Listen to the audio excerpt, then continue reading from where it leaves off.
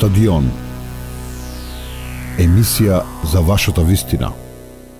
Во делот на работењето имаше неколку пријави кои што беа и отфрлени и стигна и анонимни кривични пријави во општината, односно за делот од предмети кои што се работат. Доставена беше документација за работењето и знам дека многу долг период помина, тоа и мене ми пречи кога слушам вакви, да кажам, спекулации се пуштаат дека мој советник или дека соработуваме или она старата како беше врана на врана очи не вади. Политичка солидарност, да. Да, значи долгот на општина Пробишти беше 3 милиони евра. На работна функционалност, да кажам, или 11 пати во изминатиот период не блокира, 11 пати деблокиравме општината.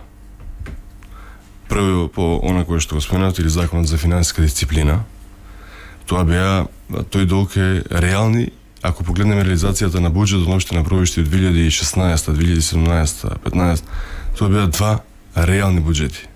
Толку должеше општина Пробишти. Или најмногу на истокот. Затоа и најмногу добивме помош од владата, кога беше оне пакет од 50 милиони евра. Јас знам дека доцни, но ревизијата ќе влезе во Пробишти, би тоа во јули месец. Општина Пробишти пушти кривична пријава за узурпација дел од Домот на културата, односно киносалата. И веројатно наредната недела, следната недела, бидејќи киносалата ни е во завршна фаза, го реконструираме овој простор, веројатно ние ќе срушиме узурпација или градба која што има во самата киносала, на собственикот ќе биде поднесена и кривична пријава. Ја гледам веб страната на општината. Убава така. Интересна прегледна, ама ја нема вашата биографија. Пак ли е проблемот со високото образование? Беше проблем 2017 година, односно да слободно ја кажам тогаш тоа актуелно или тој хендикеп мал може. Завршите факултет? Да, завршиме минатата година.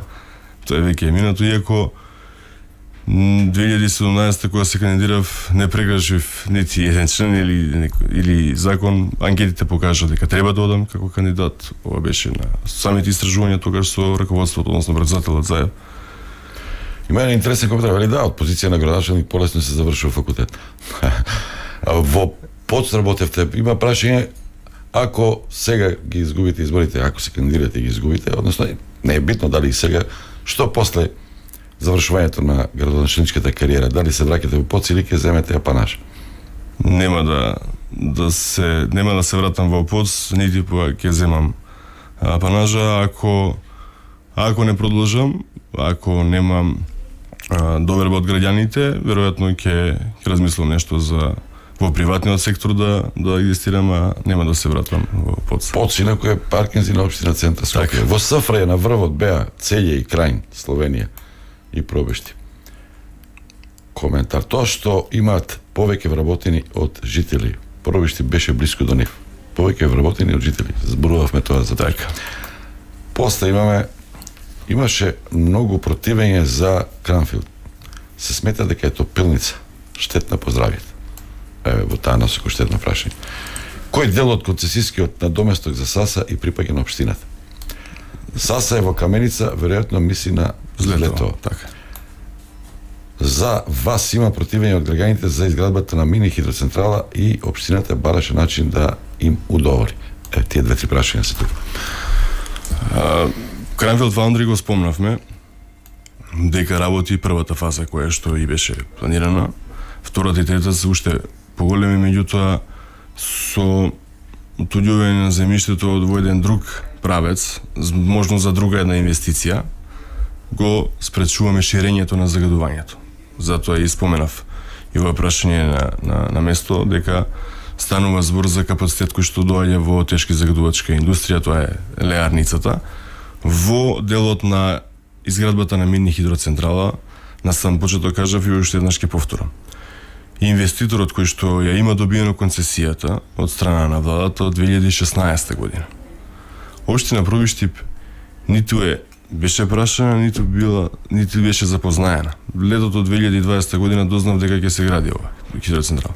Направивме се како општина и побаравме уште еднаш со заклучок на совет да се направи уште еднаш анализа дали е потребно овде да се гради мини хидроцентрала, ако зборуваме за заштита на осоговието а 50% од Пониква ја има Пробиштип или населено место Турско Рударе е многу блиску до Шталковица, станува збор за изградба на мини хидроцентрала на Шталковичка река.